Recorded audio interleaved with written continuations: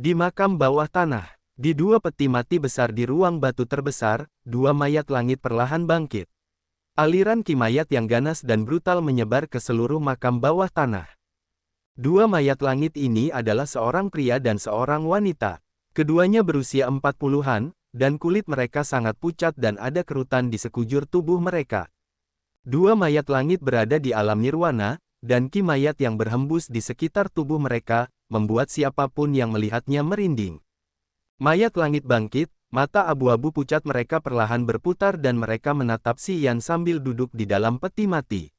Mayat langit laki-laki itu perlahan berdiri, dia membuka mulutnya dan menghembuskan cahaya putih yang terbuat dari ki mayat. Cahaya putih itu terbang keluar dan meledak di depannya. Cahaya itu terbagi menjadi garis-garis cahaya kecil dan melesat ke arah peti mati di ruang batu terdekat. Cahaya putih itu tampaknya telah membangunkan budak mayat di dalam peti mati. Begitu peti mati ditembak dengan cahaya putih, suara-suara aneh mulai terdengar dari dalam. Segera, banyak budak mayat melompat keluar dari peti mati. Beberapa dari mereka kaku, sementara yang lain memiliki gerakan yang lebih lancar, tetapi mereka semua datang ke arah Si Yan. 7 budak mayat yang terbangun lebih dulu sekarang sudah berdiri di depan Si Yan. Mata Si Yan dingin dan muram. Seluruh tubuhnya dipenuhi dengan energi negatif kekerasan, ketakutan, kegilaan, dan pembantaian. Kabut putih menyelimuti seluruh tubuhnya, memberikan perasaan yang sangat jahat.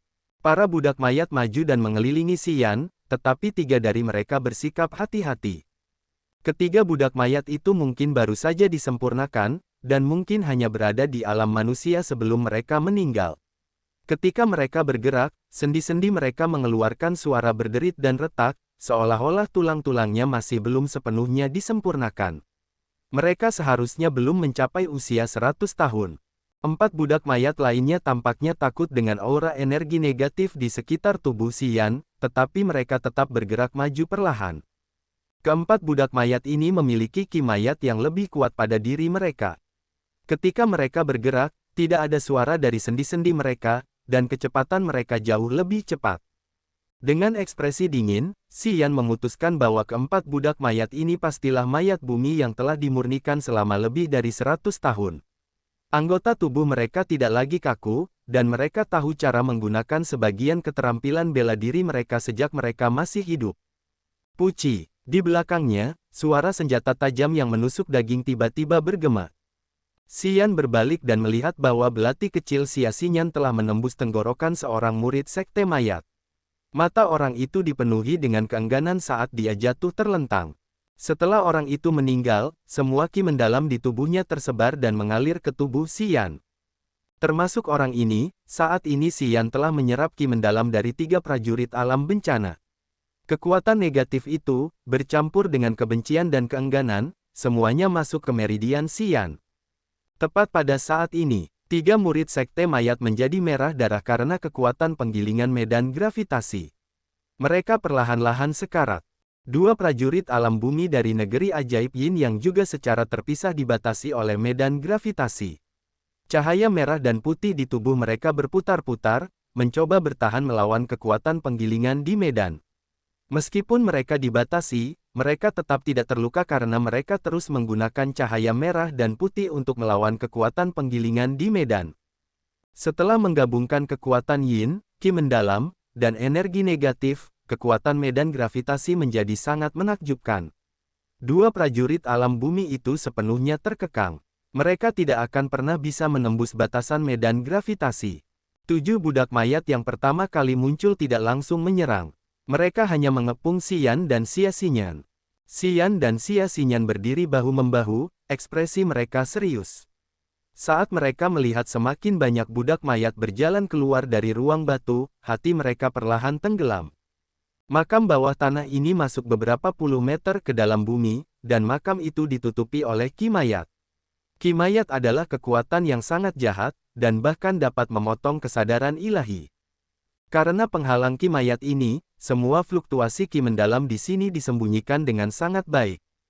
Dengan demikian, Li Zuang, Zhu Yueru, dan orang-orang sekte mayat lainnya di atas tanah, tidak merasakan kelainan di sini, dan mereka masih terus mendiskusikan hal-hal penting. Kita dalam bahaya kali ini. Suara Siasinyan dingin, satu mayat langit sudah cukup untuk membunuh kita, belum lagi ada begitu banyak budak mayat yang hadir.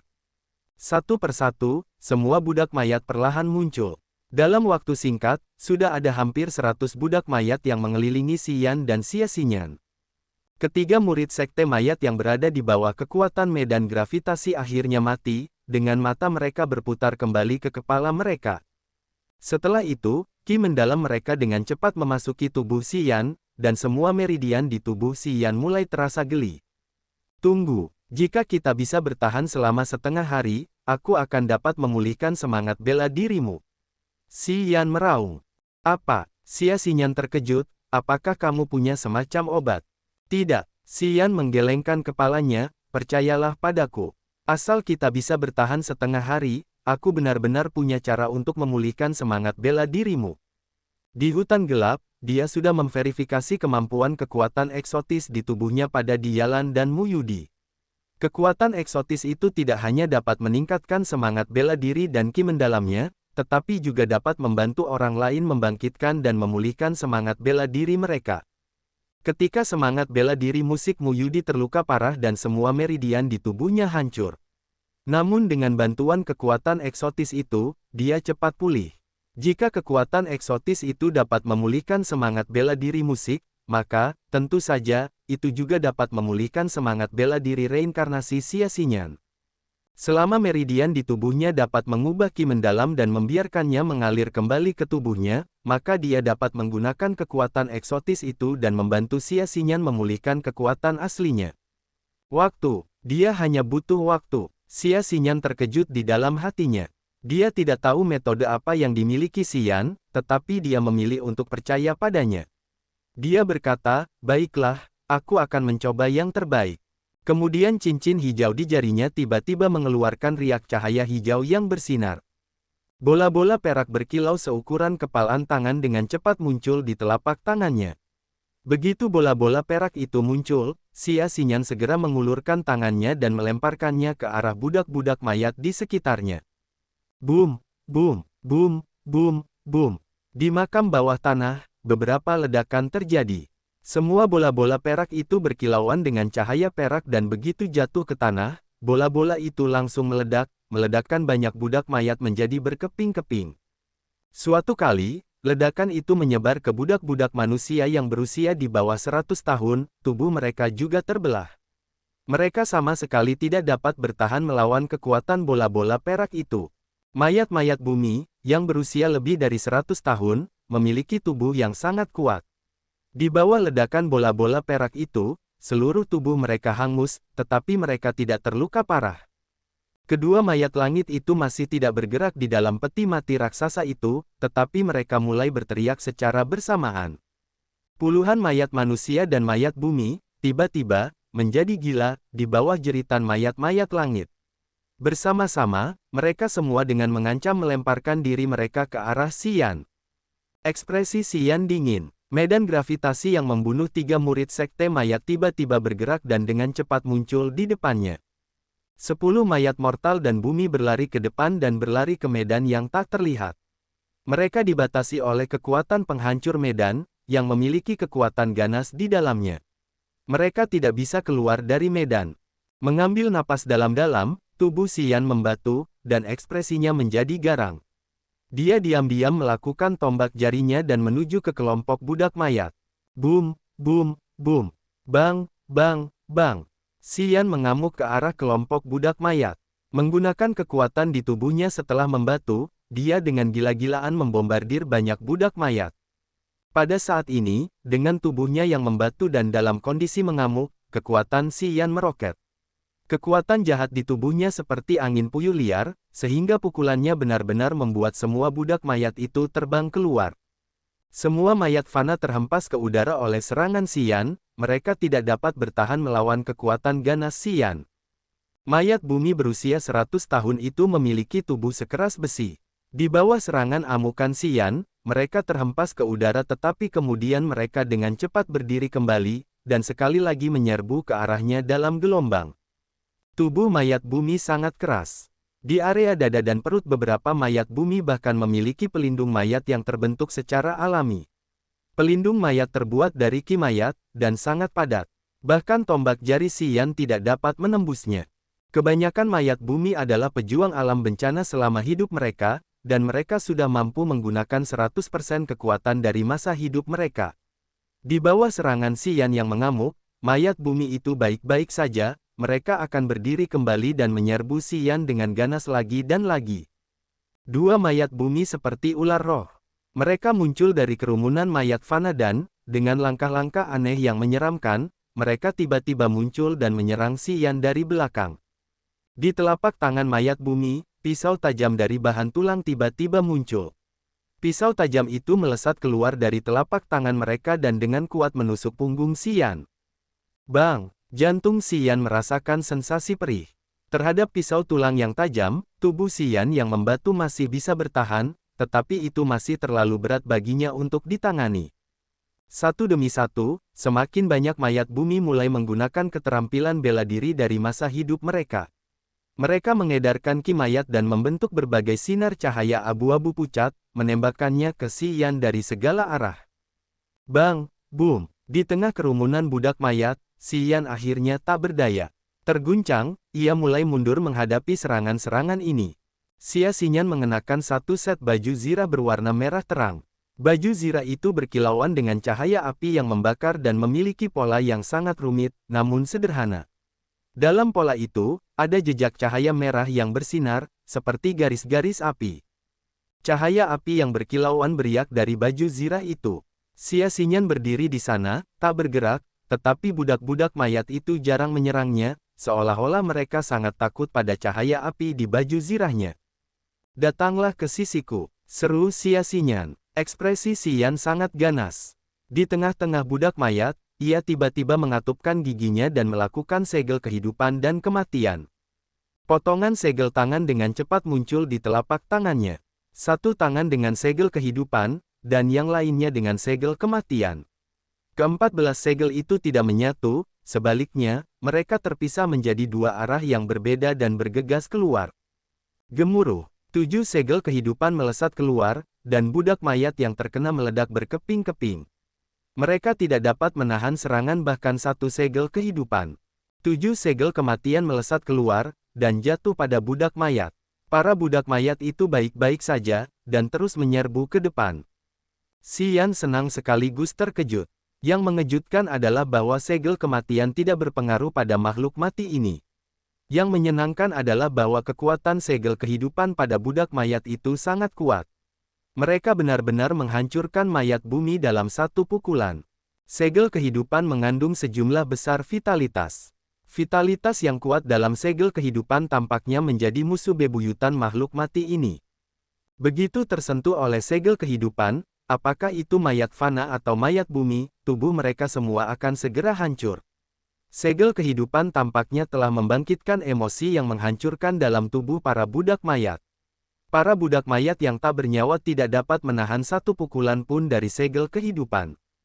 Boom! Boom! Xian tampak terinspirasi, ia menyerang menggunakan segel kematian dan terus menyerang dengan segel kehidupan. Semua mayat fana dan mayat bumi tercabik-cabik begitu mereka tersentuh oleh segel kehidupan. Pada saat ini, kedua mayat langit itu terbang keluar dari peti mati mereka. Perasaan gembira melintas di mata abu-abu pucat mereka. Begitu mereka datang, mereka dengan cepat mendorong para budak mayat di sekitarnya. Sambil membusungkan dada, mereka langsung menghadapi dua set segel kehidupan yang dikirim Xian. Boom! Boom! Boom! Ke-14 segel kehidupan secara terpisah jatuh ke dua tubuh itu. Tanpa diduga, kedua mayat langit itu tidak pecah dari dalam. Ke-14 segel kehidupan itu tenggelam ke dalam tubuh kedua mayat langit dan bersinar di dalam tubuh mereka, perlahan-lahan bergeser ke dalam pikiran kedua mayat langit itu. Wir, di benak kedua mayat langit itu, tiba-tiba terdengar suara aneh. Sebagai proyeksi kehidupan, segel kehidupan jelas muncul di tengkorak kedua mayat langit itu. Otak kedua mayat langit itu tampak bergeser dalam tren yang aneh.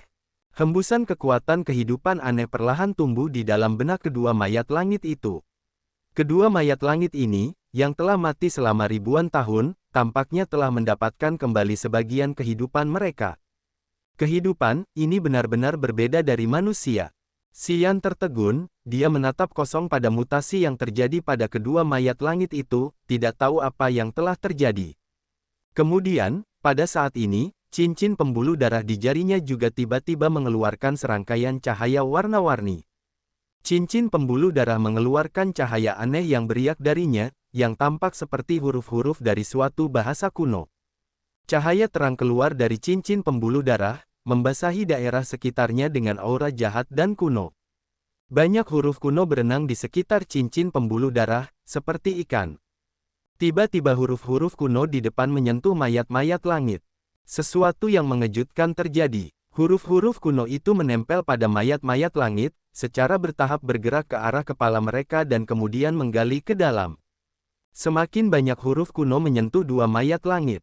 Huruf-huruf kuno itu tampaknya telah hidup kembali dan dengan cepat menembus ke dalam kepala mayat-mayat langit. 7 segel kehidupan bergabung ke dalam kepala mereka dan membuat mayat-mayat langit itu tampak hampir seperti hidup. Banyak segel muncul di mata dua mayat langit itu. Itu adalah segel kehidupan dari sebelumnya. Satu demi satu, segel kehidupan melayang di mata mayat langit, seolah-olah memberi mereka kehidupan. Dua mayat langit itu berdiri diam sambil memancarkan cahaya terang dari kepala mereka. Ekspresi manusia muncul di wajah mayat-mayat langit. Kedua mayat langit itu tampak sangat bingung. Tak lama kemudian, ketidaknormalan mayat langit itu menghilang dan segel kehidupan menghilang dari mata mereka. Xian memasang ekspresi serius di wajahnya saat menatap kedua mayat langit itu dengan heran. Cahaya pada cincin pembuluh darah itu memudar, tetapi cincin itu telah membentuk semacam hubungan dengan kedua mayat langit itu. Xian menyuntikkan kekuatan rohnya ke dalam cincin pembuluh darah, dan, secara mengejutkan, menemukan bahwa ia dapat merasakan kehadiran kedua mayat langit itu dan dapat merasakan suasana hati mereka dengan sangat jelas.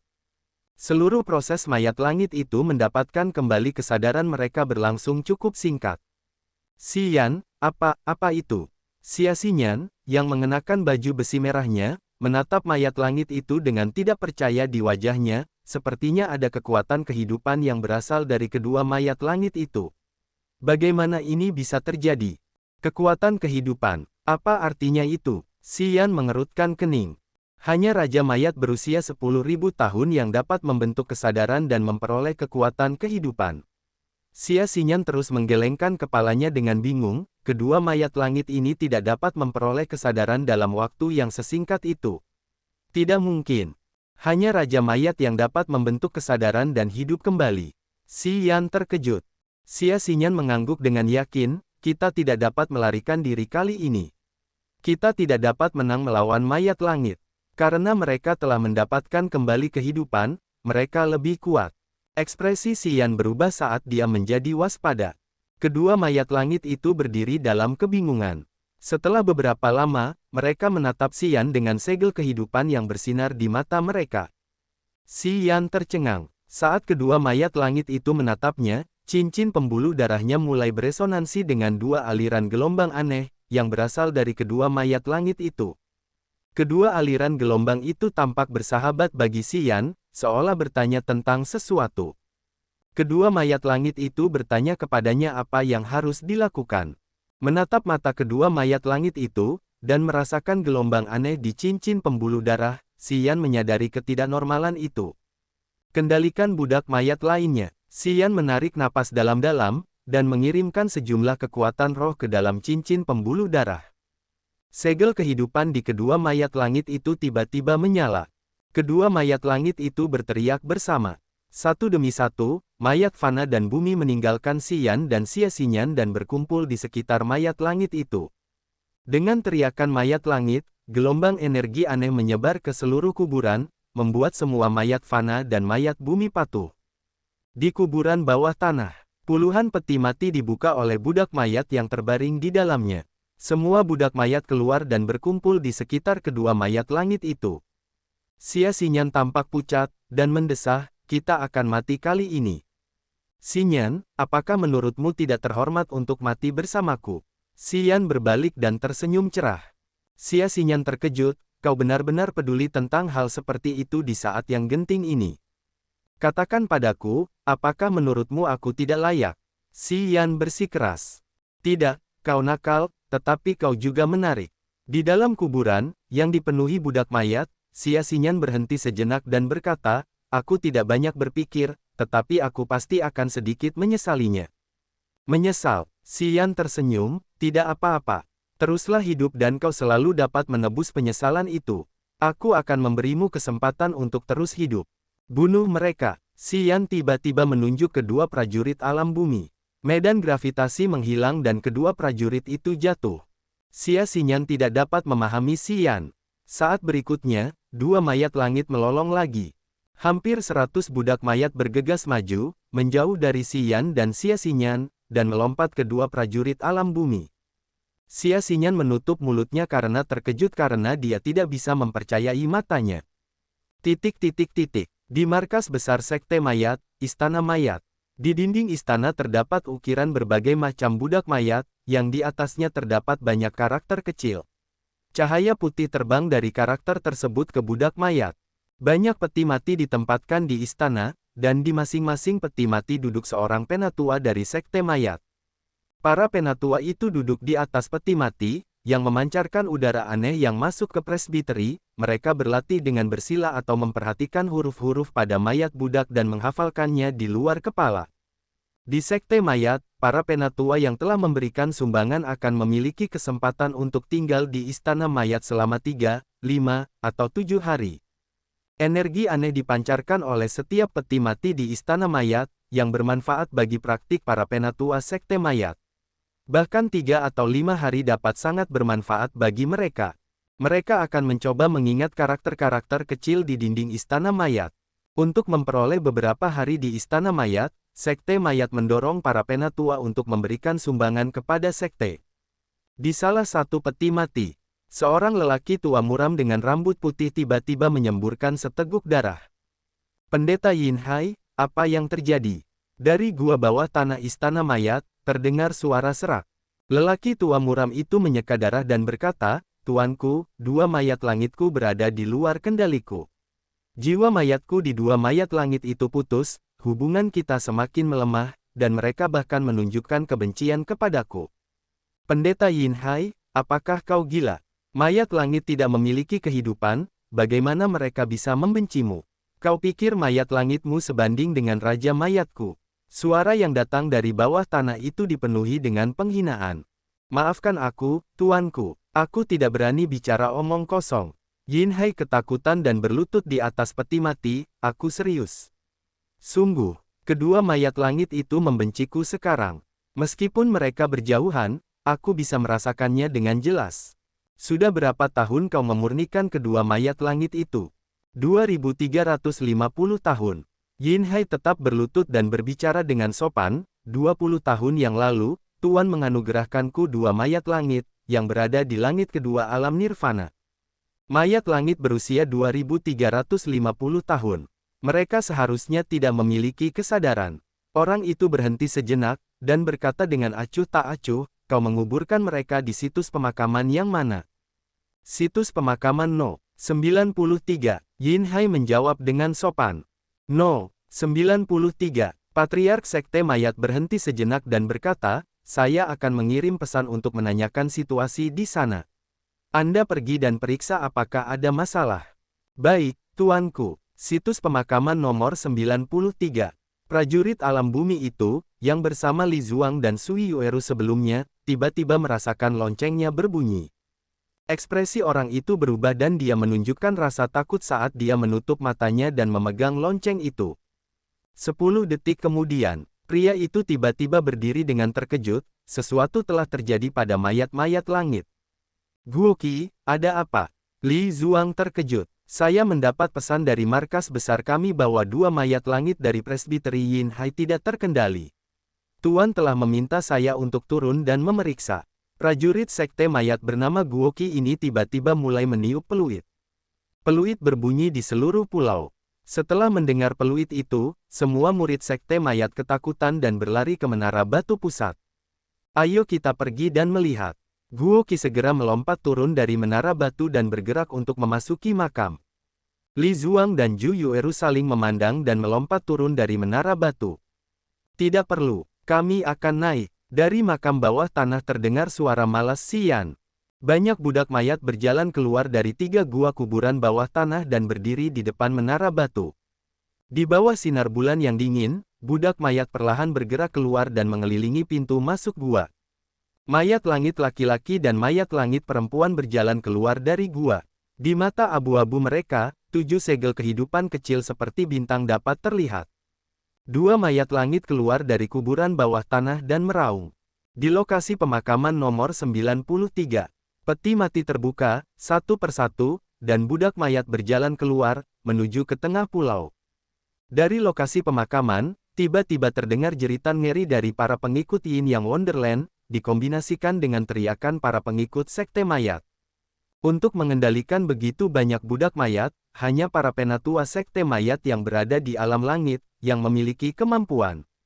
Melihat begitu banyak budak mayat muncul, para pengikut sekte mayat tercengang, karena mereka berasumsi bahwa tuan dari 2 mayat langit, penatua Yin Hai, telah datang.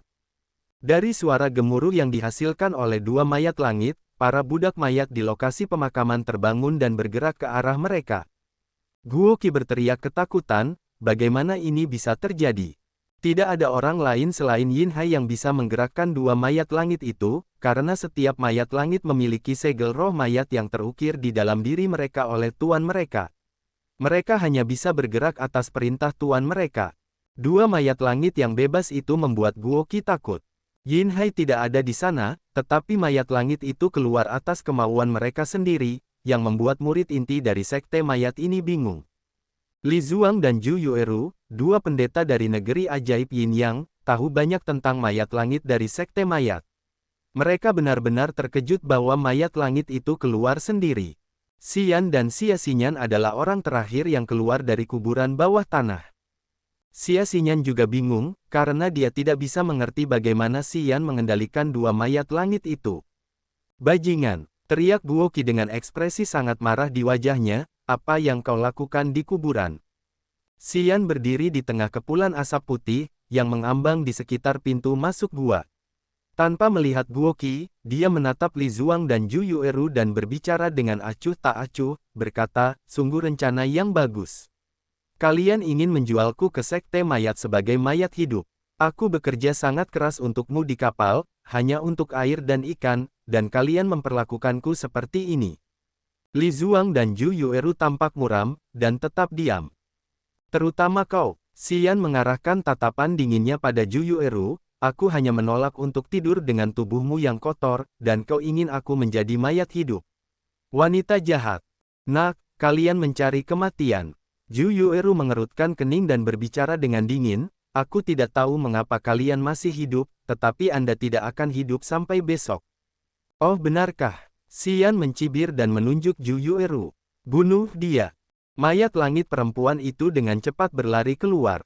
Energi aneh di selokan yang dilewatinya disuntikkan ke tubuhnya dan baju besi mayat abu-abu muncul di tubuhnya. Mayat langit perempuan itu memiliki jari-jari tajam berkilau, yang dengan cepat menusuk ke arah Zhu Yueru. Wajah menggoda Zhu Yueru akhirnya menunjukkan rasa takut, dan dia berteriak, tidak mungkin. Li Zuang dan Guo Qi juga terkejut. Mereka tidak dapat mengetahui bagaimana Xian mengendalikan mayat langit. Ayo pergi. Xian menyeringai dan berjalan menuju kapal besi.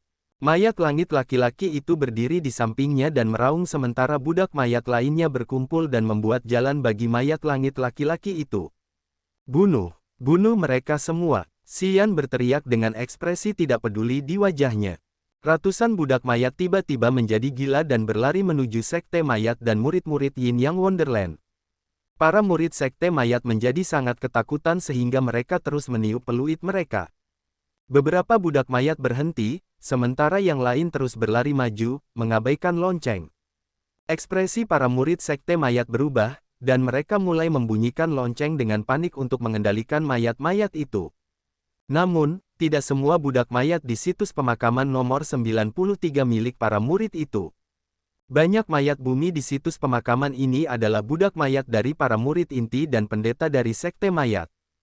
Para budak mayat ini memiliki segel roh mayat milik tuan mereka dan tidak dapat dikendalikan oleh para murid di sini. Para budak mayat ini berada di alam yang tinggi.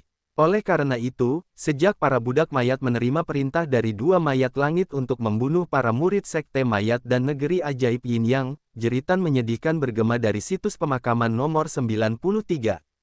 Para murid sekte mayat berteriak dan berlarian, sementara para murid negeri ajaib Yin Yang gemetar dan berlarian seperti ayam tanpa kepala. Terutama para murid perempuan, yang bahkan tidak dapat menggunakan setengah dari kekuatan mereka untuk melindungi diri mereka sendiri. Situs pemakaman nomor 93 dengan cepat diselimuti oleh jeritan menyedihkan. Tak lama kemudian, Zhu Yueru dikalahkan oleh mayat langit wanita. Mayat langit wanita itu berada di langit kedua alam nirvana sebelum meninggal, dan setelah 1000 tahun berlatih, ia mampu melakukan lebih dari apa yang ia mampu lakukan saat masih hidup.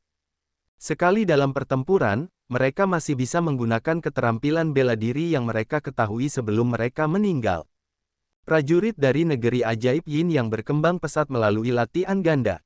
Akan tetapi, ki mendalam mereka tidak semurni prajurit lain di alam yang sama, karena mereka umumnya lebih lemah daripada prajurit lain di tahap yang sama. Zhu Yueru tidak terkecuali. Meskipun dia berada di langit kedua alam nirvana, kekuatannya sama dengan seorang prajurit umum di langit pertama alam nirvana.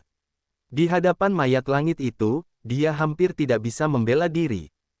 Li Zuang harus mengambil tindakan untuk membela Zhu Yueru dari mayat langit perempuan itu. Mayat langit laki-laki itu berada dalam jarak 10 langkah dari Xian, dan dia terus berteriak dan mengendalikan budak mayat di lokasi pemakaman, membuat jalan bagi Xian untuk menuju kapal itu. Xian tampak acuh tak acuh saat dia berjalan ke kapal besi, bahu-membahu dengan Xia Xinyan. Di dekatnya, gumpalan energi negatif, yang berasal dari para pengikut sekte mayat dan negeri ajaib Yin Yang, melonjak ke meridian Xian. Meridian Xian mulai terasa sakit, dan dia harus berusaha keras untuk berkonsentrasi.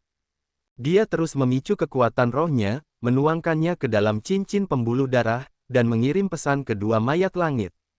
Umpan balik roh dari mayat langit menjadi lebih lemah, karena mayat langit tampaknya menentang kendali Xian. Xian harus terus memicu kekuatan rohnya, dan menyampaikan niat bersahabat dalam kekuatan rohnya untuk menghibur kedua mayat langit itu. Dia tidak sesantai yang terlihat. Ayo kita pergi segera. Xian tiba-tiba menggenggam tangan Xia Xinyan, dan mempercepat langkahnya dengan wajah pucat. Karena dia menghabiskan terlalu banyak kekuatan roh, Xian merasa sedikit pusing, dan semakin sulit untuk mengendalikan kedua mayat langit itu. Xia Xinyan menyadari ketidaknormalan Xian, tetapi dia tetap diam dan membiarkan Xian menyeretnya ke arah kapal besi.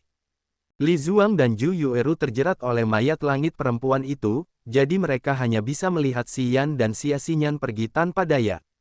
Mayat langit laki-laki itu berdiri di samping Xian, jadi Guo Qi tidak berani bergerak. Dia malah diam-diam mengirim pesan ke markas besar sekte mayat dengan sebuah alat di tangannya. Banyak murid dari negeri ajaib Yin Yang dan sekte mayat dibunuh oleh para budak mayat.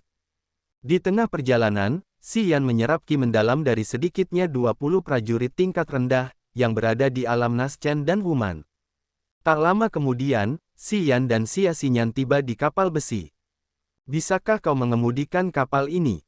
Xian tiba-tiba bertanya, jika kau tidak bisa, aku harus mencari seseorang yang bisa mengemudikan kapal. Jangan repot-repot. Aku tahu cara mengemudikan kapal. Xia Xinyan merasa percaya diri, dan dia menyeret Xian ke kapal besi. Kapal-kapal ini dikendalikan melalui kekuatan kristal iblis. Kita tidak perlu benar-benar mengemudikannya, tetapi, sebagai gantinya, memberinya arah. Kapal itu akan bergerak secara otomatis, selama kekuatan kristal iblis tidak meningkat. Kami, dari keluarga Xia, juga memiliki kapal semacam ini. Xian merasa lega. Bang, saat menaiki kapal besi, Xian duduk tegak dan berkata dengan wajah pucat, kendalikan kapal, dan aku akan memberikan perintah terakhir kepada Skycourse. Kedua Skycourse itu tidak menaiki kapal. Xian memejamkan mata dan memicu sisa kekuatan rohnya, menyuntikkannya ke cincin pembuluh darah. Skycourse laki-laki itu tiba-tiba menjadi cekung dan melesat ke arah Zhu Yueru dan Li Zuang. Maju, teriak Xian. Bang, bang, bang. Suara gemuruh hebat terdengar dari kapal besi. Kapal besi besar dari Yin Yang Wonderland berlayar keluar dari lokasi pemakaman. Di dalam lokasi pemakaman, para pengikut Yin Yang Wonderland berteriak. Li Zuang dan Zhu Yueru bahkan tidak bisa menyelamatkan diri, jadi mereka harus melihat kapal itu pergi. Xian menjadi pusing saat kekuatan rohnya meningkat. Dia berbaring di geladak, merentangkan tangan dan kakinya. Di dalam istana mayat, banyak presbiter sekte mayat duduk di atas peti mati, berlatih. Mereka menyerap energi aneh yang keluar dari peti mati. Yin Hai gelisah, dan wajahnya yang keriput ditutupi dengan ekspresi gugup. Yin Hai, pergilah ke tempat pemakaman nomor 93 sekarang juga. Dua mayat langitmu membantai murid-muridku tanpa perintah siapapun. Suara serak penguasa istana datang dari dasar istana mayat. Semua presbiter yang hadir di istana mayat yang besar itu terbangun dan menatap Yin Hai dengan bingung. Yin Hai tampak serius saat dia berlutut di atas peti mati. Baiklah, aku akan pergi sekarang juga. Jing Song, pergilah bersama Yin Hai dan cari tahu apa yang terjadi. Penguasa istana memerintahkan lagi. Presbiter di peti mati dekat Yin Hai juga berlutut. Baik, tuanku. Pergi dan cari tahu mengapa dua mayat langit itu berperilaku tidak biasa. Beri tahu aku sesegera mungkin. Baik, tuanku. Di atas kapal besi, Xian tergeletak di geladak. Ia benar-benar kelelahan. Karena ia menggunakan kekuatan rohnya secara berlebihan dan juga menderita serangan balik karena menggunakan amukan, tubuh dan jiwanya sama-sama kelelahan. Namun, meridiannya masih dimurnikan oleh ki mendalamnya. Kapal besi itu telah meninggalkan lokasi pemakaman. Namun, Xian masih bisa mendengar jeritan yang datang dari lokasi pemakaman, yang kini berjarak bermil-mil jauhnya.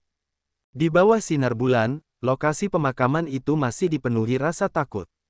Setelah menaiki kapal, Xian menyuntikkan kekuatan roh ke dalam cincin pembuluh darah dan memerintahkan kedua mayat itu untuk membantai semua orang di pulau itu. Xian tidak tahu berapa lama kedua mayat surga itu akan mengikuti perintahnya, jadi ia merasa puas karena telah meninggalkan pulau itu dengan selamat. Xia Xinyan pergi untuk mengarungi kapal segera setelah ia menaiki kapal. Sambil merentangkan anggota tubuhnya, Xian menatap bintang-bintang saat mereka mengeluarkan gumpalan kekuatan yang terkonsentrasi di hatinya. Sayang sekali ia tidak bisa menggunakan roh bela diri bintangnya. Xian hanya bisa menghela napas pasrah. Dalam beberapa hari terakhir, roh bela diri bintang terus menyerap kekuatan dari bintang-bintang. Dia bisa merasakan energi yang tidak biasa berkumpul di dalam hatinya. Namun, dia tidak tahu bagaimana cara menggunakan Star Martial Spirit. Apakah kamu baik-baik saja? Xia Xinyan tiba-tiba muncul dan bertanya, dengan suara yang dipenuhi dengan kekhawatiran. Aku baik-baik saja sekarang. Xian tersenyum pahit, cari beberapa rantai dan ikat aku erat-erat ke kapal. Apa? Xia Xinyan berteriak dengan heran, apa yang akan kamu lakukan? Keterampilan bela diri yang aku operasikan aneh. Setelah digunakan, itu akan menciptakan serangan balik di tubuhku. Itu dapat menghilangkan nalarku dan membuatku menjadi gila. Ikat aku, atau aku takut aku akan melakukan sesuatu yang buruk padamu. Xian menatapnya dengan serius. Apa yang akan kau lakukan? Ekspresi wajah Xia Xinyan berubah. Apa kau masih ingat saat kita bertemu? Xian menarik napas, aku jadi gila karena keterampilan bela diriku dan harus pergi ke paviliun berkabut untuk melepaskan tekanan pada gadis-gadis itu. Aku akan merantaimu. Xia Xinyan bersikap tegas, dan dia segera pergi untuk mengambil belenggu itu. Beberapa menit kemudian, Xian benar-benar terikat oleh belenggu itu, yang setebal lengan pria. Belenggu itu berwarna gelap dan udara dingin menyembur keluar darinya. Belenggu ini terbuat dari logam yang tidak biasa. Bahkan para prajurit dari alam nirvana tidak dapat menembusnya. Xia Xinyan menyeka keringat di dahinya. Merasa lemah, dia duduk bersila hanya 5 meter dari Xian, dan memfokuskan matanya yang seperti kristal pada Xian. Semua meridian di tubuh Xian menghasilkan energi negatif, yang dengan cepat menggerogoti nalarnya. Tersiksa oleh nafsu membunuh yang membara, Xian bernapas dengan berat dengan wajah yang mengerikan, bagus sekali. Terakhir kali di Misty Pavilion, kau tidur dengan gadis-gadis karena serangan balik ini. Dan saat di keluarga Ling juga. Xia Xinyan bertanya dengan ekspresi rumit, jadi selama ini aku salah paham padamu. Kurang lebih. Xian menyeringai, kekuatan serangan balik itu merusak penalaranku dan memperluas keinginan negatif. Namun, keinginan negatif itu tetaplah niatku yang sebenarnya. Secara umum, aku orang jahat. Xia Xinyan terkejut. Ketika penalaranku menjadi jelas, maka segeralah datang ke sisiku. Xian berteriak dan kemudian tubuhnya mulai gemetar. Qi mendalam, yang memurnikan di meridiannya, tumbuh lebih cepat dan lebih cepat saat emosi negatif menembus pikiran dan hatinya. Dia tidak bisa mengendalikan dirinya sendiri. Mengapa? Biarkan aku membantumu memulihkan semangat bela dirimu.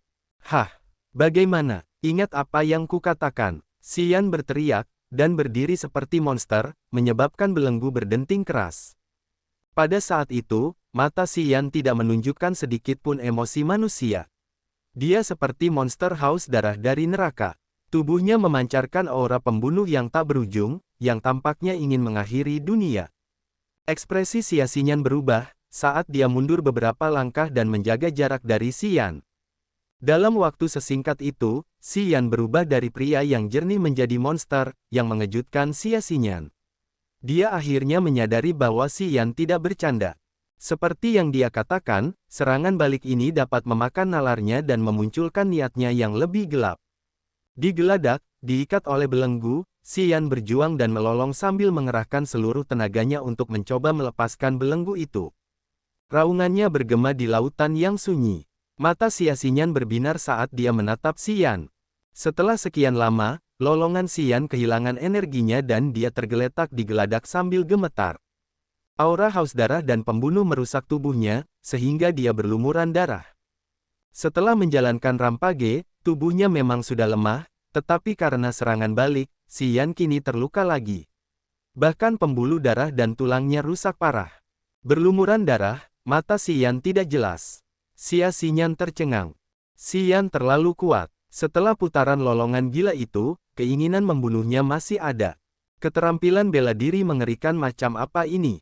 Xia Xinyan tercengang. Xian seperti kolam misterius yang dalam, penuh rahasia. Lolongan Xian semakin melemah. Lambat laun, dia menjadi tenang dan matanya yang tumpul menjadi jernih. Kemarilah, kemarilah. Xian membuka mulutnya lebar-lebar, dan, dengan suara yang sangat lemah dan pelan memanggil Xia Xinyan. Berlumuran darah, Xian tampak sangat kesakitan, tetapi dia masih peduli untuk membantu Xia Xinyan pulih. Xia Xinyan tergerak saat dia perlahan berjalan ke Xian, dan berkata dengan lembut, istirahatlah dengan baik. Aku tidak terburu-buru, aku akan melindungimu mulai sekarang. Sekarang jaga dirimu. Xia Xinyan tidak bisa lebih lembut lagi. Aku tidak bisa membantu nanti jika aku tidak membantumu sekarang. Xian berusaha keras untuk mengulurkan salah satu tangannya, pegang tanganku. Cepat. Xia Xinyan tertegun dan menyentuh tangan berdarah itu. Gumpalan energi aneh terbang keluar dari telapak tangan Xian. Itu masuk ke lengan Xia Xinyan dan terbang ke dadanya, terkonsentrasi di pusat roh bela diri inkarnasinya dan memeliharanya. Tubuh Xia Xinyan bergetar dan matanya berbinar.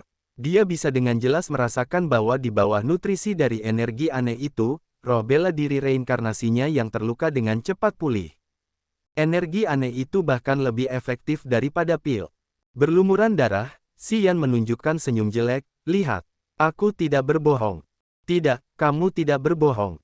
Suara Xia Xinyan lembut dan manis, saat dia diam-diam menatap Xian. Tidak apa-apa sekarang, beristirahatlah, kau akan pulih sebelum fajar. Xian menarik tangannya dan tersenyum, sekarang aku bisa mengandalkanmu. Aku tidak akan membiarkan siapapun menyakitimu selama aku masih hidup.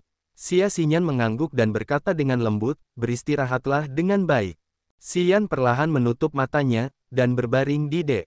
Di dalam tubuhnya yang berdarah, roh bela diri abadi sedang beroperasi dan diam-diam memulihkan tubuhnya. Segera, pendarahan berhenti dan luka-luka di kulitnya mulai pulih dengan cepat. Xia Xinyan tidak segera beristirahat tetapi menatap Xian dengan penuh perhatian. 10 menit kemudian, ketika dia mendapati tubuh Xian telah pulih, Xia Xinyan duduk di samping Xian dan mulai berlatih dan memulihkan kekuatannya. Saat itu tengah hari dan matahari sudah tinggi di langit. Sebuah kapal besi dengan cepat melewati laut. Kapal itu berlayar langsung menuju Laut Hengluo.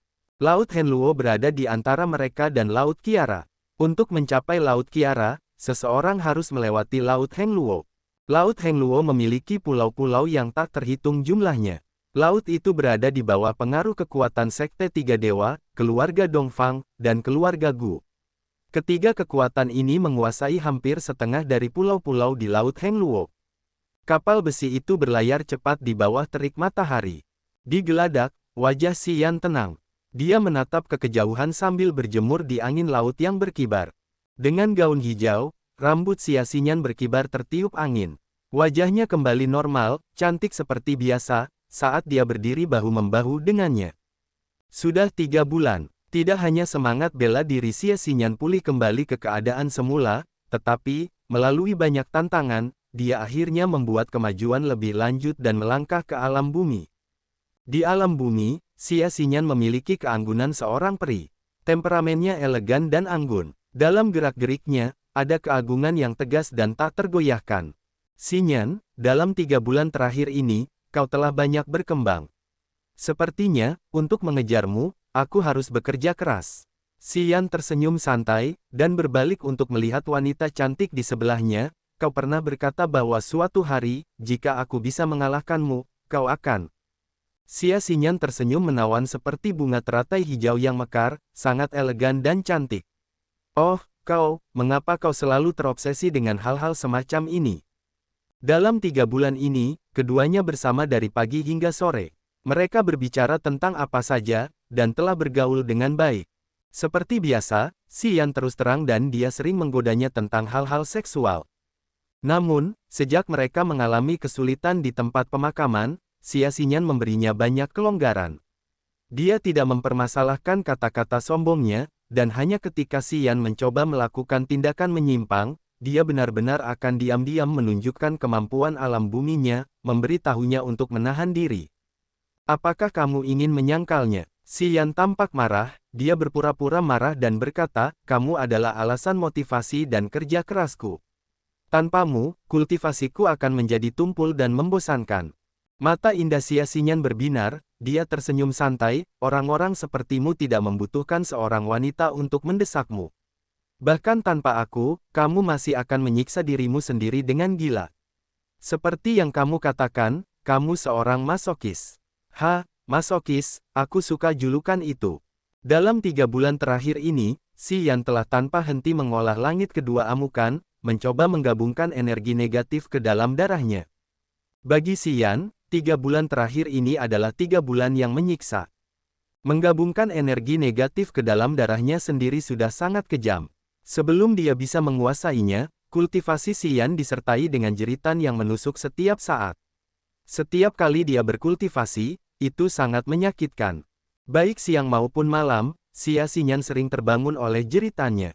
Dalam 3 bulan ini, Xia Xinyan akhirnya benar-benar mengetahui metode apa yang digunakan Xian untuk mendapatkan ki mendalam yang kuat dan kondisi pikiran yang tangguh yang dimilikinya. Dengan menyiksa dirinya sendiri secara gila-gilaan. Tidak dapat dipercaya, Xian juga sangat kejam saat memperlakukan dirinya sendiri. Setiap kali dia berkultivasi seperti perjalanan ke kedalaman neraka. Kultivasi berat Xian benar-benar mengejutkannya. Itu membuat Xia Xinyan menyadari bahwa pencapaian yang diperoleh Xian hingga hari ini bukanlah tanpa alasan. Kerja keras yang dilakukannya tidak terbayangkan oleh siapapun. Hanya mereka yang bisa bersikap kejam pada diri mereka sendiri yang dapat melakukan apa yang dia lakukan dan memperoleh kekuatan besar dalam waktu singkat. Percaya atau tidak, aku akan menidurimu. Xian menyeringai dan terkekeh muram. Sudut bibir Xia Xinyan melengkung membentuk senyum misterius. Lehernya yang panjang dan ramping seperti angsa meliuk dan matanya yang indah dan jernih menatap Xian, kau benar-benar seorang masokis. Dalam beberapa hari terakhir ini aku telah memukulmu berkali-kali, tetapi kau tetap tidak mau mengubah hatimu yang mesum itu.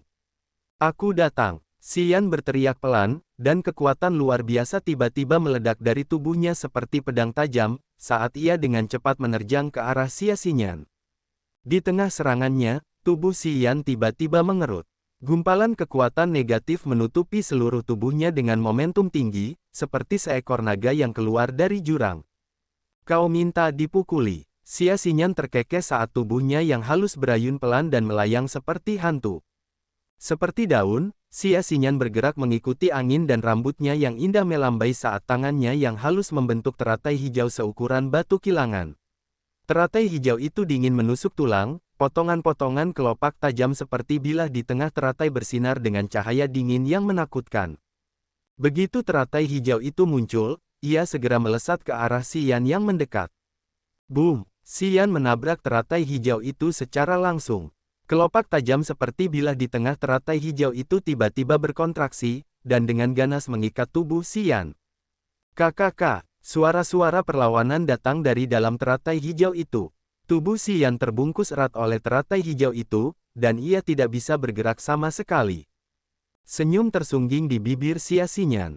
Tangannya yang halus perlahan membentuk segel, dan cahaya hijau terang jatuh ke teratai hijau. Teratai hijau perlahan menyusut dengan kekuatan seperti gunung dan tumbuh semakin besar hingga benar-benar mengurung Xian. Energi dingin yang menusuk menyebar dari dalam teratai hijau saat cahaya dingin yang membekukan muncul di udara, dan energi dingin itu meresap ke seluruh tubuh Xian. Langit amukan pertama. Semua kekuatan negatif di tubuh Xian berkumpul di lengannya. Kekuatan negatif dalam kabut putih tebal itu seperti air pasang, mengalir deras menuju bagian tengah teratai hijau.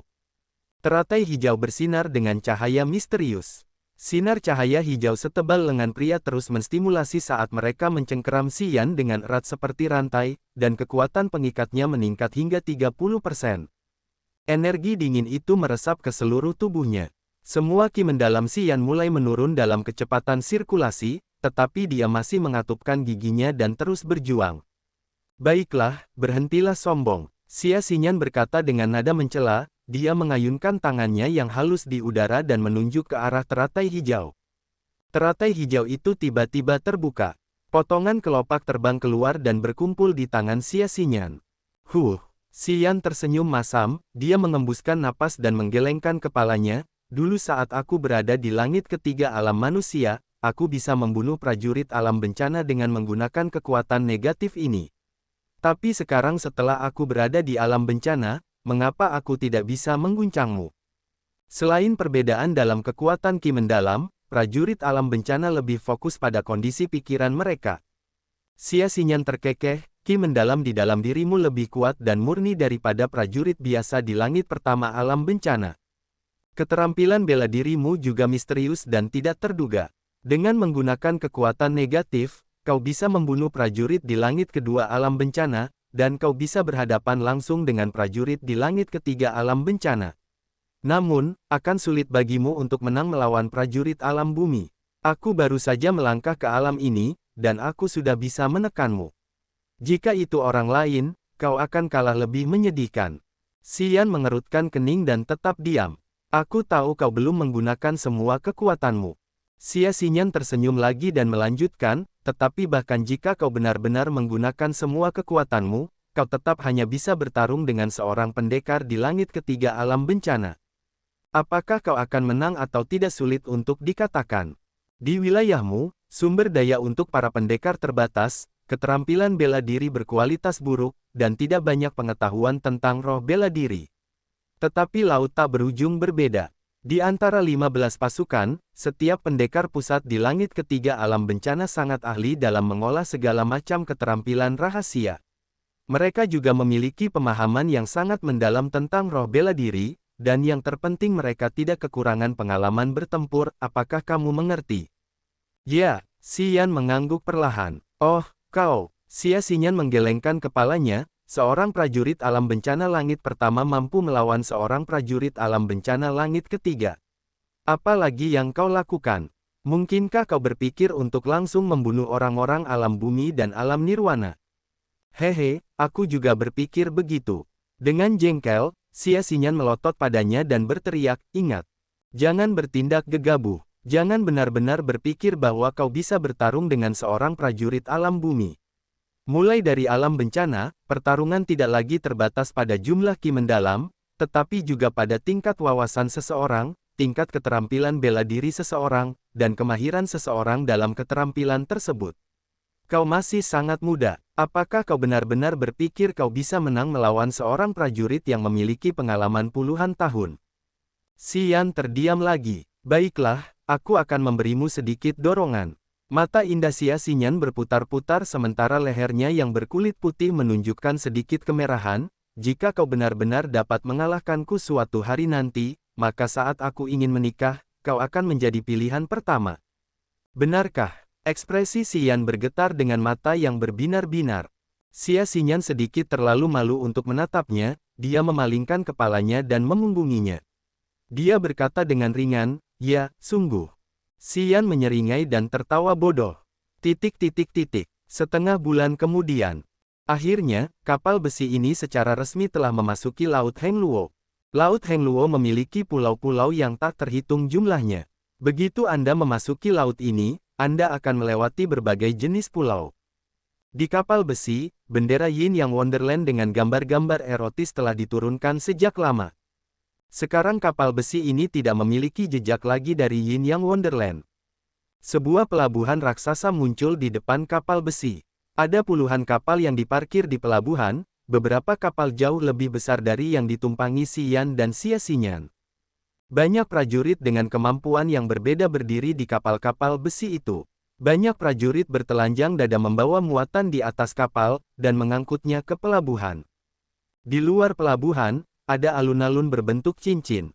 Ada banyak jenis kereta yang diparkir di alun-alun, dan pria dan wanita, mengenakan pakaian prajurit berwarna-warni, berteriak-teriak di alun-alun berbentuk cincin itu.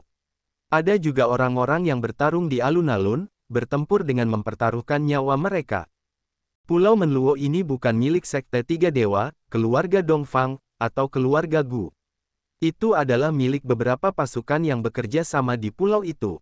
Kita harus pergi mencari makanan di pulau itu, dan menanyakan tentang situasi terkini di laut tak berujung. Kita tidak perlu tinggal lama. Xia Xinyan menutupi wajahnya dengan cadar, dia berdiri di atas kapal besi sambil melihat ke kejauhan dan menjelaskan dengan tenang. Xian mengangguk, Pulau Menluo ini tidak kecil. Mungkin setengah dari ukuran kota Tianyun. Di Laut Hengluo, Pulau Menluo sudah terhitung sebagai pulau kecil. Pulau ini juga sangat terpencil, tidak memiliki tambang yang kaya atau sumber daya alam berharga lainnya. Jika memiliki sumber daya ini, Sekte Tiga Dewa, keluarga Dongfang, dan keluarga Gu tidak akan meninggalkannya begitu saja. Xia Xinyan tersenyum santai, di laut tak berujung, pulau-pulau yang lebih besar beberapa kali lebih besar dari seluruh serikat pedagang. Mereka menyebutnya pulau, tetapi, pada kenyataannya, pulau-pulau itu seperti benua. Jangan terlalu mempermasalahkannya. Apakah kamu mengejekku? Kurasa begitu. Xia Xinyan tersenyum dan mengangguk. Hei, tiba-tiba, Xia Xinyan berseru saat ekspresinya berubah aneh. Dia bergumam pelan, mengapa kapal negeri ajaib ada di sini? Dan wanita suci dari tanah suci danau surga. Kapal keluarga Dongfang, pemecah awan. Apa yang terjadi? Gemuruh. Kapal besi mereka bergetar saat dihantam dengan keras. Xian terhuyung dan tiba-tiba bersandar pada Xia Xinyan. Xian meraih Xia Xinyan dalam pelukannya dan mengerutkan kening, siapa yang menabrak kita? Pertama, lepaskan aku. Xia Xinyan mendengus dan melotot mengancam padanya, kau, setiap kali mendapat kesempatan, kau mulai bersikap lancang dan sombong lagi. Sekarang lepaskan aku. Ketika si cantik jatuh ke pelukannya, hati Xian bergetar. Ia dengan hati-hati mengagumi tubuhnya yang indah terlebih dahulu, lalu dengan enggan melepaskannya. Kapal keluarga Gu, The Dark Dawn. Alis Xia Xinyan berkerut, dan ia berbicara dengan dingin, itu kapal Gu Jiange. Tampaknya ada beberapa perubahan yang terjadi di Pulau Menluo, kalau tidak akan ada begitu banyak pasukan yang berkumpul di sini. Gu Jiange, siapa itu? Xian bertanya dengan cemberut. Ahli pedang jenius dari keluarga Gu. Saat baru lahir, pedang pembunuh naga, yang telah tertancap di gunung pedang keluarga Gu selama berabad-abad, terbang sendiri. Pedang itu terus melayang 30 kaki di atas kepalanya dan mengklaimnya sebagai tuannya secara sukarela. Gu Jiange memiliki roh bela diri pedang. Diketahui juga bahwa ia dapat berkomunikasi dengan pedang ajaib. Monster. Ia bahkan tidak semonster itu. Adik perempuannya, Gu Linglong, lebih seperti monster. Saat baru lahir, 10.000 pedang di gunung pedang keluarga Gu berdenting dalam harmoni, dan 7 pedang ajaib terbang bersama dan secara sukarela bergabung ke dalam tubuhnya. Gadis mengerikan ini memiliki roh bela diri, jantung pedang ajaib. Ia memiliki kemampuan untuk mengendalikan pedang ajaib secara alami. Saat pikirannya menginginkannya, pedang itu bergerak hingga jarak 10.000 li, satu adalah 500 meter. Baginya, memenggal kepala seseorang semudah mengambil sesuatu dari sakunya. Kapal yang disebut Dark Dawn itu panjang dan tajam. Seperti senjata tajam, ia menusuk ke kapal besi tempat Si Yan dan Xia Xinyan berada. Dark Dawn terbuat dari logam misterius, berwarna hitam pekat dan memancarkan kekuatan misterius. Haluan kapal setajam ujung pedang. Ia menusuk dengan kuat ke bagian dalam kapal tempat Si Yan berada, hampir membelahnya menjadi dua. Dark Dawn tidak besar, panjangnya hanya 30 hingga 40 meter. Ada 5 orang berdiri di geladak. Pemuda di depan mengenakan jubah perak panjang. Alisnya seperti pedang tajam, dan ia sangat tampan. Ia berdiri di sana seperti pedang dingin yang terhunus, dengan auranya sendiri yang menindas. Saat ini, pemuda itu tampak sedikit malu. Ia tertawa hampa dan mengepalkan tinjunya untuk memberi salam. Dia berbicara dari jauh, "Maaf, aku mengemudikan kapal dengan tergesa-gesa, jadi aku melaju agak terlalu cepat. Ketika aku menyadari kita akan menabrak, semuanya sudah terlambat. Maaf, aku bersedia mengganti kerugianmu." Di belakangnya, ada 4 prajurit alam nirvana. Keempat tetua itu memiliki bentuk yang berbeda-beda, tetapi mereka semua bernapas dengan tenang. Cahaya di mata mereka berkilauan, dan tingkat kultivasi mereka sangat tinggi. "Jika aku menabrak kapalmu, lalu mengatakan aku minta maaf dan bahwa aku akan mengganti kerugianmu, apakah kamu mudah diajak bicara?" Xia Xinyan berbicara dengan dingin, dengan ekspresi acuh tak acuh di wajahnya. Matanya, di balik kerudung, dipenuhi dengan kemarahan. Pemuda itu awalnya linglung, lalu dia tertawa ringan, "Aku orang yang mudah diajak bicara. Jika aku benar-benar ditabrak olehmu, aku tidak akan meminta ganti rugi sama sekali. Hehe, ketika memperlakukan seorang wanita cantik, aku tidak akan pernah menawar untuk hal-hal seperti itu." Pemuda itu mengepalkan tinjunya lagi.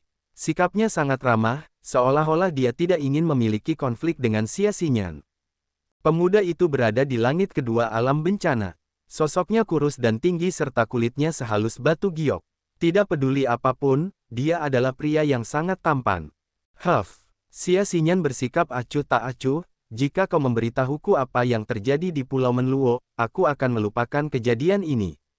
Si Yan terkejut. Pemuda ini jelas adalah Gu Jiange dari keluarga Gu. Dia memiliki roh bela diri pedang dan senjata tingkat roh, pedang pembunuh naga. Dia adalah bakat muda yang luar biasa dalam keluarga Gu. Sosok seperti itu, jika dia berada di serikat pedagang, akan menjadi sombong, tidak peduli apapun.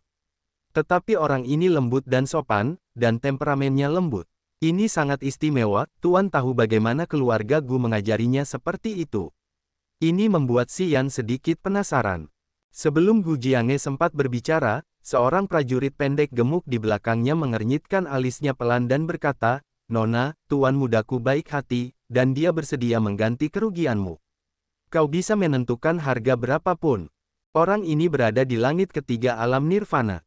Dia berdiri di sana dengan kekuatan seperti gunung. Tubuhnya yang pendek gemuk mengecilkan kekuatan pegunungan yang mungkin bisa dilepaskannya ke dunia di sekitarnya. "Kerugian." Xia Xinyan mencibir dan berkata dengan agresif, "Kerusakan kecil ini tidak berarti apa-apa bagiku." Gu Jiange mengepalkan tangannya lagi, dan tersenyum meminta maaf, "Nona, harap tenang. Di Pulau Menluo, terjadi insiden yang mengejutkan. Gempa bumi dahsyat membuat parit yang tampaknya tak berdasar di pulau itu.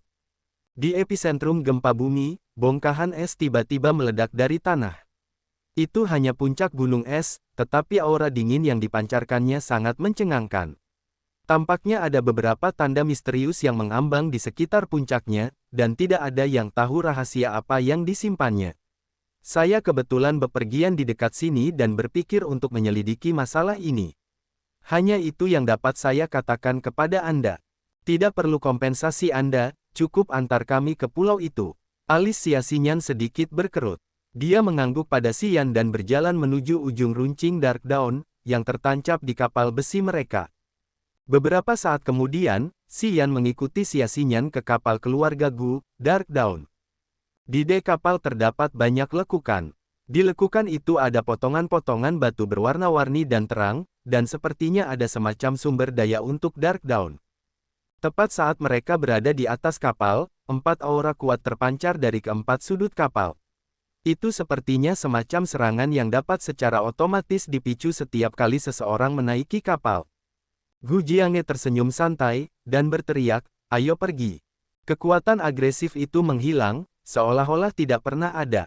"Aku akan mengantar kalian ke pulau." Sikap Gu Jiange ramah. Dia mengangguk ke arah Xian dan Xie Xinyan dan berkata, "Tolong pegang erat-erat, aku akan menyalakan kapal sekarang." Ekspresi Xian dan Xie Xinyan acuh tak acuh, mereka mengangguk ringan. Gu Jiange menghentakkan satu kaki ke segel kecil berbentuk heksagram.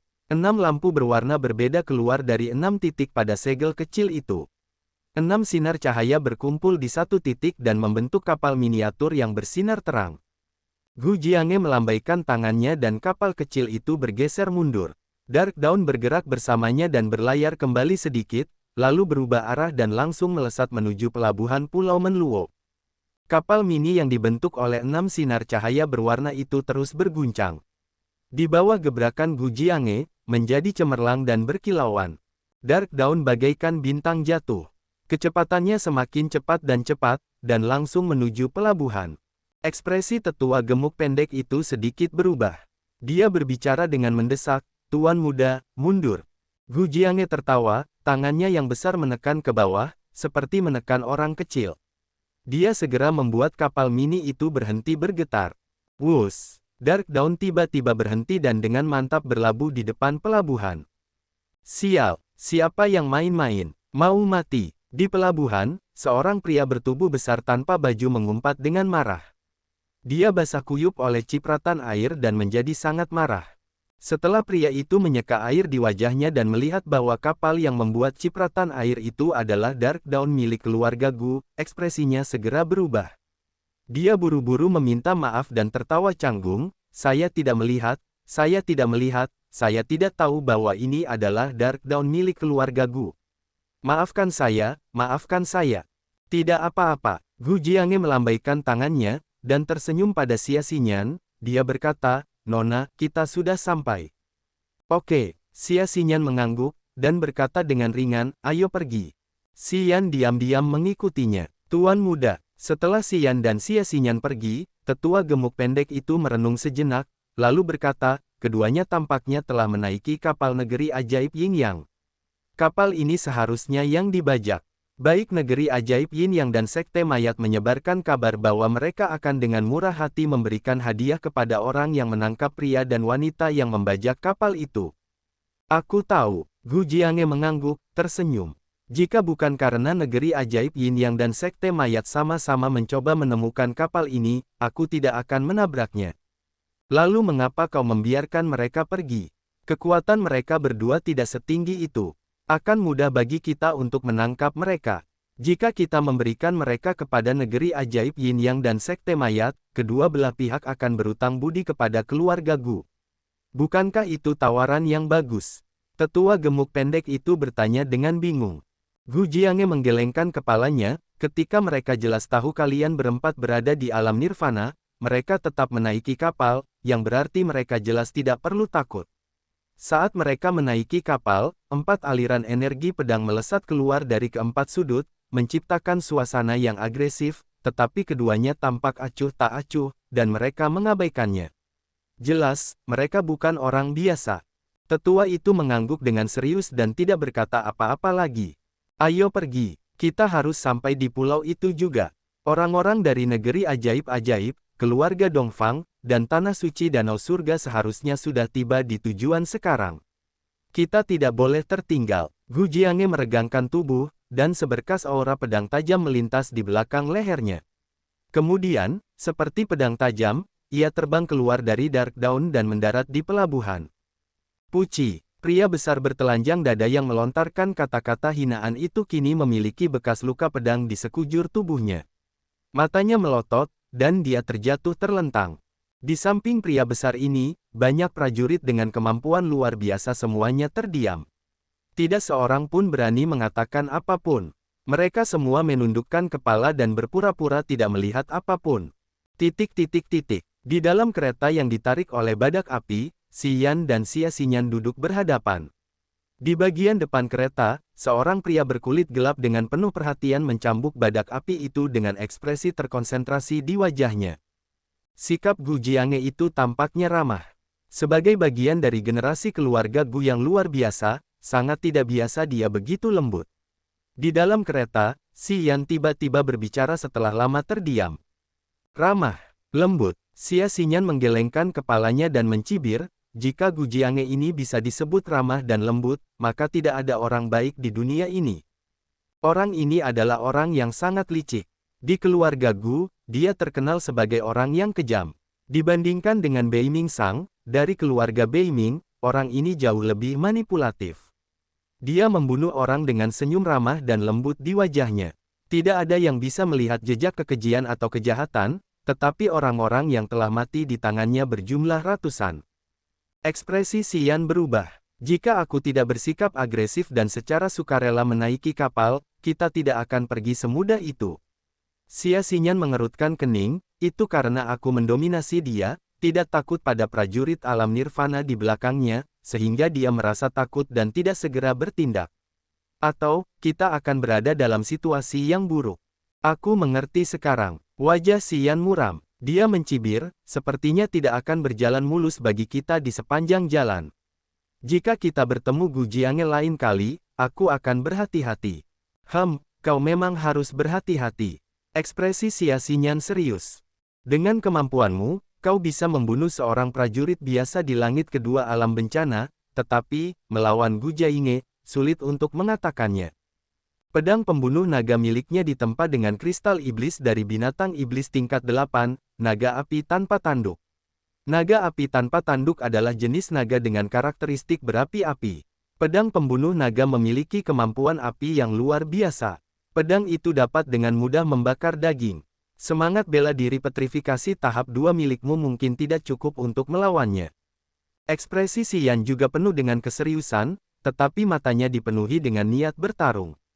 Xia Xinyan meliriknya dan diam-diam mengangguk dalam benaknya. Tidak peduli sosok mana yang dilawan orang ini, dia tidak pernah tahu rasa takut. Itu hanya akan merangsang keinginannya untuk bertarung. Dia jelas seorang prajurit secara alami. Tunggu sampai dia mencapai keluarga yang, saat dia memperoleh Immortal Rebirth Crit, siapa tahu badai apa yang akan dia timbulkan di laut tak berujung. Puncak gunung es muncul melalui celah di bumi. Apakah Pulau Menluo ini dulunya memiliki gunung es? Xian terdiam sejenak, lalu tiba-tiba bertanya. Pulau Menluo adalah tempat yang sering terjadi letusan gunung berapi. Ada lebih dari selusin gunung berapi dengan ukuran berbeda di pulau ini. Setiap gunung berapi akan memuntahkan lava sesekali. Karena itu, Sekte Tiga Dewa, keluarga Gu, dan keluarga Dongfang tidak pernah peduli dengan daerah ini. Mereka membiarkan beberapa pasukan militan di pulau itu mengambil alih. Xia Xinyan menjelaskan. Tanah gunung berapi. Xian terkejut. Dia bertanya, lalu mengapa gunung es tiba-tiba muncul? Aku juga tidak tahu. Biasanya, tanah gunung berapi tidak akan pernah memiliki gunung es, tetapi sekarang benar-benar muncul dan tampaknya ada beberapa tanda misterius di sekitarnya juga. Ini sangat aneh. Xia Xinyan juga bingung, dan dia menggelengkan kepalanya dengan ringan. Menarik, tidak heran semua pasukan ini datang untuk ikut bersenang-senang. Saat malam tiba, awan merah memenuhi langit, dan bumi diwarnai merah oleh cahaya senja. Tanah hancur, parit tanpa dasar tersebar di mana-mana, seperti luka pedang di tubuh seseorang. Di bawah cahaya matahari yang memudar, tanah tampak seperti ditutupi lapisan darah, yang memberikan perasaan menyeramkan padanya. Di parit, ada akar tanaman dengan mayat banyak binatang buas dan manusia. Bau busuk ringan menyebar dari dalam parit, mengeluarkan bau yang memuakkan. Sebuah kereta perlahan berhenti di ujung terjauh dari sebidang tanah ini. Kita sudah sampai. Sang kusir berbalik dan melihat ke dalam kereta. Dia ragu-ragu sejenak, lalu berkata, aku akan menunggumu di daerah ini. Kamu harus kembali secepatnya. Aku tidak akan menunggu lama. Pintu kereta terbuka dan Xian menjulurkan kepalanya keluar. Dia melemparkan tas kecil ke kusir, dan tersenyum. Tunggu selama 3 hari. Jika kita tidak kembali dalam 3 hari, kau bisa kembali sendiri. Jangan khawatir, Aku akan membayarmu lebih banyak saat kita kembali. Aku tidak akan membuatmu menunggu tanpa alasan. Sang kusir tidak langsung menjawab. Ia membuka tas kecil itu dan menghitung koin kristal di dalamnya dengan hati-hati. Kemudian ia akhirnya tersenyum dan berkata, "Baiklah, aku akan menunggu selama 3 hari. Jika kau tidak kembali setelah 3 hari, aku akan pergi sendiri." Xian dan Xia Xinyan yang bercadar perlahan keluar dari kereta. Mereka tidak peduli dengan sang kusir dan berjalan lurus menuju daerah itu dengan semua celah berdarah. Tanah di daerah itu dipenuhi dengan parit tanpa dasar. Kereta tidak akan bisa melewatinya. Di parit, tercium bau yang kuat dari mayat binatang buas dan manusia, yang bukan sesuatu yang bisa ditangani oleh orang biasa. Wajar saja jika sang kusir tidak mau ikut. Xian berjalan maju dengan hati-hati. Dalam perjalanan, mereka bertemu dengan banyak prajurit dari berbagai tingkatan. Mereka juga bepergian dengan berjalan kaki. Tempat ini awalnya adalah sebuah kota kecil, tetapi karena gempa bumi, semua rumah runtuh dan banyak orang terkubur hidup-hidup.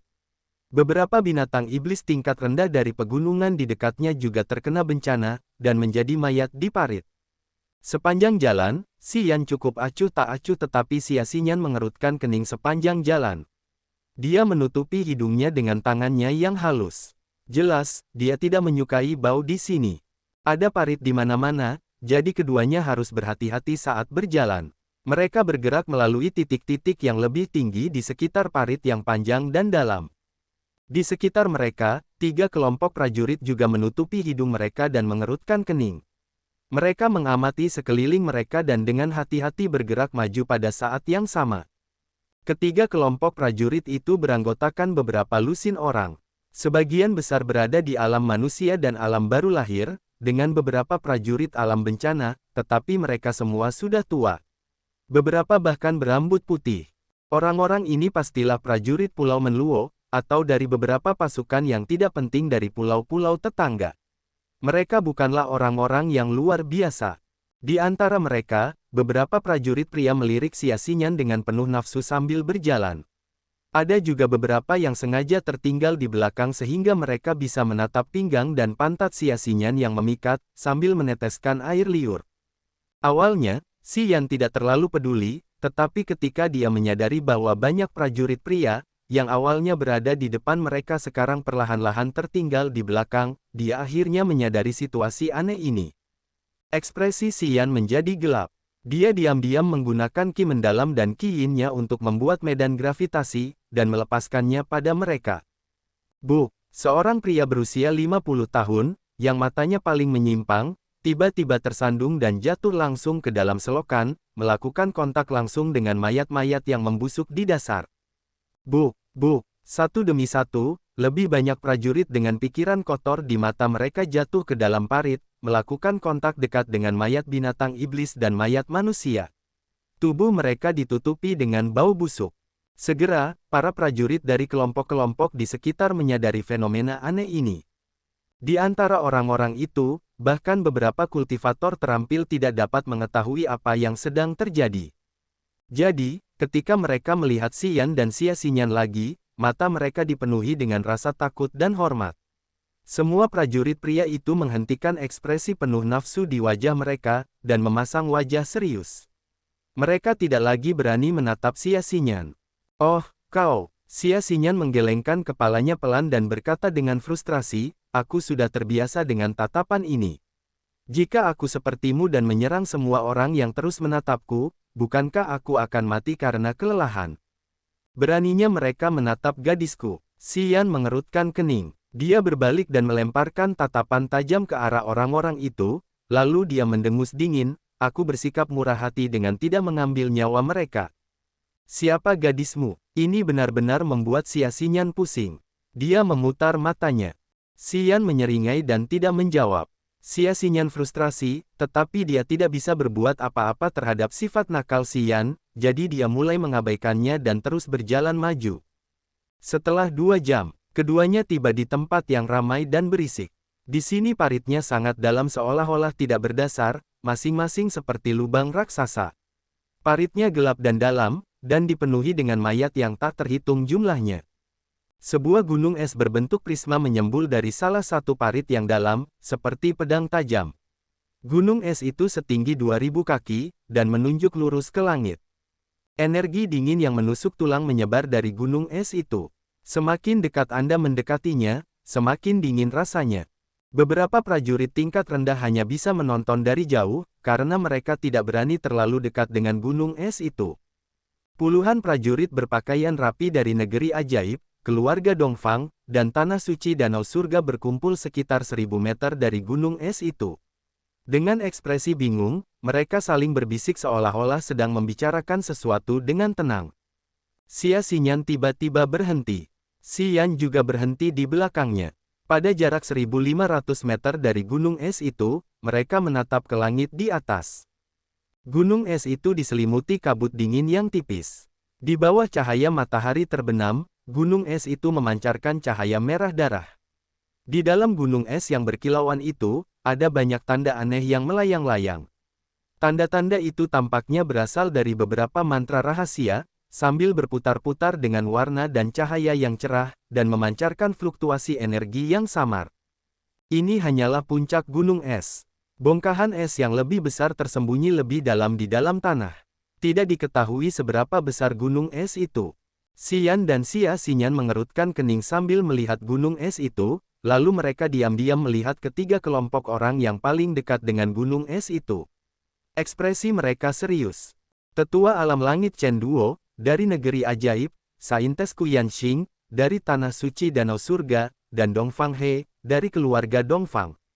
Xia Xinyan menunjuk ketiga kelompok orang yang hadir di sana, dan menjelaskan dengan pelan tentang latar belakang ketiga orang itu. Mengikuti jari Xia Xinyan, Xian diam-diam melihat ketiga kelompok orang itu. Tetua alam langit negeri ajaib Chen Duo adalah pria gemuk besar. Dia memiliki senyum yang berseri-seri dan mata yang kecil. Wajahnya penuh lemak, dan lemak di wajahnya bergetar dan menggigil saat dia berbicara. Di sampingnya, ada 12 prajurit negeri ajaib. Pangkat mereka termasuk mereka yang berada di alam Naskcentu Nirvana. Saintes dari Tanah Suci Danau Surga mengenakan gaun istana putih. Keliman gaun itu dihiasi dengan potongan-potongan giok segitiga yang indah. Sosoknya menawan dan kulitnya seputih salju. Meskipun wajahnya tampak cukup normal, temperamennya dalam dan mendalam, membuatnya sulit dipahami. Di sampingnya, ada juga 7 prajurit Tanah Suci Danau Surga. Mereka semua adalah wanita cantik. 5 berada di alam bumi sementara 2 berada di alam nirvana. Dongfang He mengenakan jubah hijau dan ekspresinya dingin. Dia berada di langit ketiga alam nirvana, dan di belakangnya berdiri 12 prajurit. Salah satunya adalah seorang wanita tua yang tampak sangat muda dan bersemangat. Tidak ada sedikit pun kerutan di kulitnya, dan dia sebenarnya berada di alam langit. Negeri ajaib, Tanah Suci Danau Surga, dan keluarga Dongfang tidak secara khusus mengirim orang ke sini. Mereka semua aktif di laut sekitar, dan tiba-tiba mendengar tentang fenomena aneh di pulau itu, jadi mereka bergegas ke sini. Wanita suci, kelihatannya tidak begitu bagus. Setelah mendengarkan penjelasannya, Xian mengernyitkan bibirnya. Dasar bajingan, Xia Xinyan tertawa terbahak-bahak, yang kau lakukan hanyalah melihat tubuh wanita. Antara kau dan pria yang kau dorong ke dalam parit, pada dasarnya tidak ada perbedaan.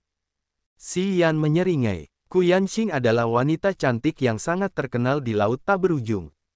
Hanya saja dia biasanya memakai topeng tipis, dan jarang menunjukkan wajah aslinya. Seorang wanita suci dari Tanah Suci Danau Surga tidak akan pernah jatuh cinta pada seorang pria seumur hidup mereka, jadi para wanita suci tidak pernah menunjukkan wajah asli mereka di depan pria. Jangan harap bisa melihat wajah aslinya. Xia Xinyan berbicara pelan. Tidak akan pernah jatuh cinta pada seorang pria seumur hidup mereka. Xian menggelengkan kepalanya, omong kosong Tanah Suci. Xia Xinyan memutar matanya ke arahnya dan berhenti menjelaskan. Ada begitu banyak orang. Suara lembut Gu Jiange datang dari belakang. Tak lama kemudian, Gu Jiange dan 4 prajurit alam nirvana dari keluarga Gu melewati para prajurit yang tersebar dan mendekati gunung es. Ketika dia tiba pada jarak 1000 meter dari gunung es, bersama dengan Magical Wonderland, keluarga Dongfang, dan Heaven Lake Divine Land, mereka berpisah menjadi 4 kelompok, masing-masing berdiri di samping gunung es. Jiange, kau di sini juga. Dongfang He meliriknya dan memaksakan senyum di wajahnya yang dingin, apakah ada yang lain? Salam, Paman He. Gu Jiange membungkuk, dia tersenyum, tidak, hanya kami. Aku kebetulan berada di Pulau Gairo, dan mendengar sesuatu yang aneh terjadi di sini, jadi aku datang untuk melihat. Paman He, kau datang lebih awal, apakah kau menemukan sesuatu? Banyak prajurit di sekitarnya, begitu mereka mendengar Gu Jiange, semuanya fokus ke Dongfang He. Tanda-tanda misterius di gunung es mengalir dengan kekuatan yang menahan. Ketiga pihak kita sudah menyerang paksaan itu bersama-sama berkali-kali, tetapi tidak ada satupun dari kita yang berhasil. Dongfang He menggelengkan kepalanya, kekuatan yang menahan itu sangat tidak biasa. Kita mencoba beberapa kali dan kekuatan yang menahan itu akhirnya tampak mengendur. Sebentar lagi, kita akan mencoba lagi. Hehe, kamu juga harus berkontribusi. Dengan senang hati, Gu Jiange mengangguk sambil tersenyum. Kemudian, Gu Jiange mengamati kerumunan dan dengan cepat menemukan Xia Xinyan dan Xian. Mata Gu Jiange berbinar, dia tersenyum dan mengangguk ke arah Xian dan Xia Xinyan, sebagai salam. Xian tersenyum santai, dan mengangguk kembali. Ekspresi Xia Xinyan acuh tak acuh, seolah-olah dia tidak melihatnya. Dia tetap tidak tergerak. Gu Jiange tampaknya tidak keberatan, dan dia masih mempertahankan senyum hangat di wajahnya. Kita harus terus mencoba. Chen Duo tiba-tiba berbicara, wajahnya yang tembam dipenuhi dengan senyum masam, semakin cepat kita mengungkap rahasia gunung es, semakin cepat kita bisa melaporkannya kembali, atau, jika kita menunggu hingga lebih banyak pasukan datang, bahkan jika kita menemukan sesuatu di gunung es, itu akan dibagikan oleh lebih banyak orang. Tidakkah kalian semua setuju? Meskipun Chen Duo mengatakannya seperti itu, matanya hanya menatap Dongfang He, Kuyan-Xing, dan Gu Jiange. Dia tidak melihat para prajurit yang tersebar ribuan meter jauhnya.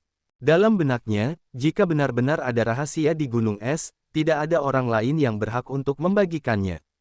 Baiklah, Dongfang He mengangguk. Dia berbicara kepada para prajurit di belakangnya, semua orang harus mencoba yang terbaik nanti. Kuyan-Xing, Gu Jiange, dan yang lainnya mengangguk setuju. Ayo pergi. Begitu Chen Duo melihat bahwa ketiga pihak ini setuju, tanpa melihat siapapun, sebuah palu perak kecil tiba-tiba terbang keluar dari lengan bajunya. Kekuatan yang sangat besar dan luar biasa datang dari palu perak kecil itu. Palu perak kecil itu tiba-tiba tumbuh lebih besar di udara. Seperti gunung perak kecil, ia menghantam dengan ganas ujung gunung es yang terungkap.